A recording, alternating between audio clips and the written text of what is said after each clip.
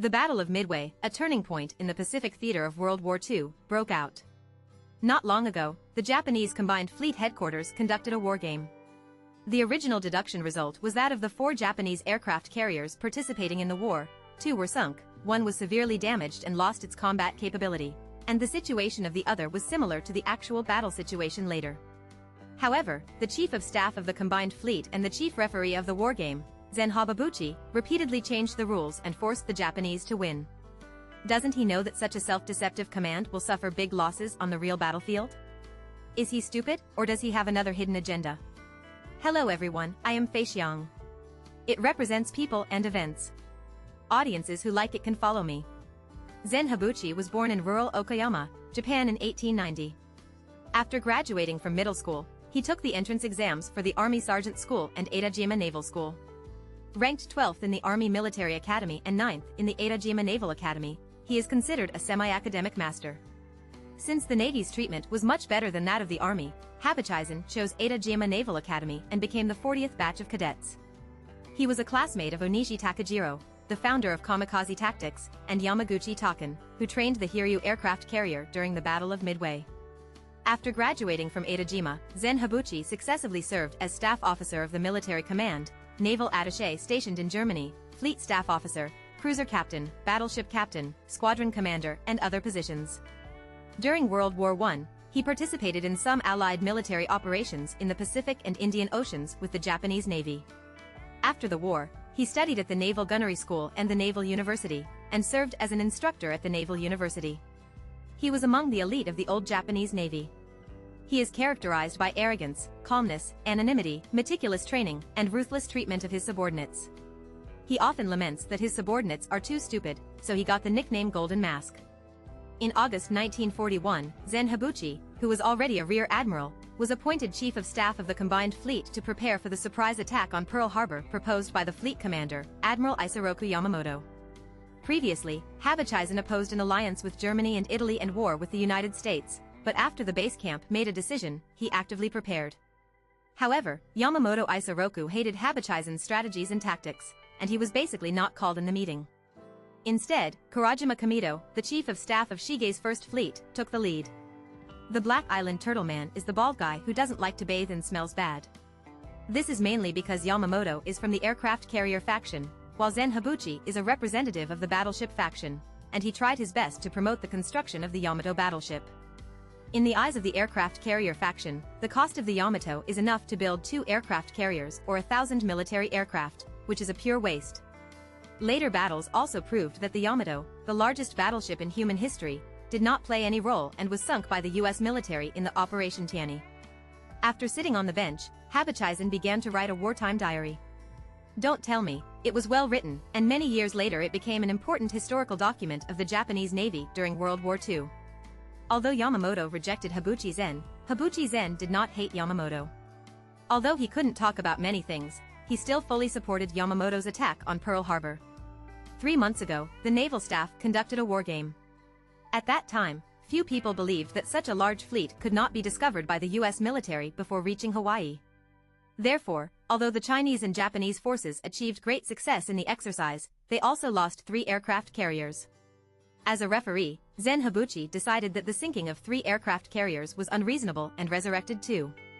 Afterwards, he privately told his classmates that General Yamamoto had high expectations for the sneak attack plan, and we had to increase our confidence. In the following week-long war game before the Battle of Midway, Zen Hababuchi, as the chief referee and Japanese commander, revised the rules many times to allow the Japanese to win, and even resurrected the sunk aircraft carrier to continue to deduce subsequent operations. This is also for the purpose of catering to Yamamoto and boosting morale. Yamamoto did not hesitate to threaten to resign but also attacked Midway Island in an attempt to annihilate the main force of the US Pacific Fleet and force it to surrender. The base camp, which always likes to hear good news, has approved the battle plan. If Yu Yuanchan doesn't change, others will. But even if they cheated on the deduction, the Japanese army only won miserably. Yubukaisen understood the dangers of this battle and issued a warning. What if a US aircraft carrier ambush in the northern part of the theater and shore-based aircraft at Midway attack? The First Air Fleet's answer was that it had a way to deal with it, but in fact it didn't. In the Battle of Midway, the Japanese lost 4 aircraft carriers and all 248 carrier-based aircraft, plus 1 heavy cruiser. They suffered more than 3,000 casualties, including a large number of outstanding pilots, and thus lost the strategic initiative in the Pacific battlefield. In the face of a disastrous defeat, Yuzen commanded the retreat and showed calmness. In the subsequent Battle of Guadalcanal, Yamamoto no longer trusted the Kurashima Komito and began to listen to Yuzen's opinions. Yuzen was able to make a difference and participated in the battles of the South Pacific and the Third Solomon Islands, and was promoted to Vice Admiral. In the War of Attrition on Guadalcanal, the Japanese army was defeated again. The losses in personnel and equipment were difficult to make up for, and the U.S. military turned to a strategic counterattack. On April 18, 1943, Zen Hibuchi accompanied Yamamoto into 2 Type 1 bombers and flew from Rabaul to Bougainville Island for inspection. Unexpectedly, the itinerary message was deciphered by the U.S. military, and Halsey, the commander of the South Pacific Theater, was ordered to launch an operation codenamed Revenge. Yamamoto and Hibuchi's plane was shot down over Bougainville Island, and Yamamoto and 11 of his entourage were killed. Yuzen was very lucky. His plane made an emergency landing in the sea, but he was only injured and survived. Without the ties of Yamamoto, after recovering from his injury, Yubukizen became the commander of the 1st Strategic Fleet under the 2nd Fleet, with the Yamato as his flagship. The boss is Edajima Senior Takeo Kurita.